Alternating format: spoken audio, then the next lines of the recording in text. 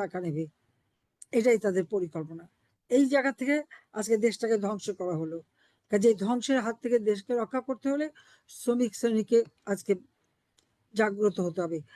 প্রায় 500-র উপর শিল্প কলকারখানা বন্ধ, শ্রমিকরা বেকার, কি করে খাবে তারা, কিভাবে চলবে তাদের পরিবার? কই কথা কেউ তো ভাবে না।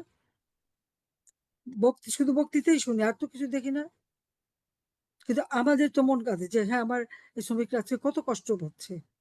গার্মেন্টস একটার পর একটা বন্ধ হয়ে যাচ্ছে, অর্ডারগুলি চলে যাচ্ছে, যেখানে বাংলাদেশ সারা বিশ্বে 2য় স্থান অধিকার করেছিল গার্মেন্টস রপ্তানিতে, আজকে সব শেষ।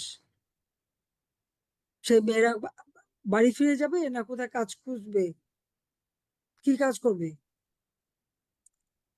কাজে এই অবস্থা থেকে দেশকে উদ্ধার করতে হবে। এভাবে একটা দেশ চলতে পারে না। স্বাধীনতার সমস্ত স্মৃতি চিহ্ন 32 নম্বরে আগুন দিয়ে পুড়িয়ে দিল, তারপরে আবার বুলডোজার দিয়ে ভাঙছে। শুধু তাই না, এখন এই যে ভাঙ্গা ইটের স্তূপ, সেটার থেকে ভয় 15 আগস্ট কাউকে যেতে দেবে না।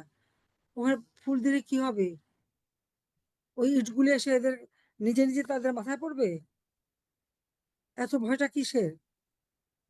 কে হুকুম দিচ্ছে সেটাও বলতে পারে না।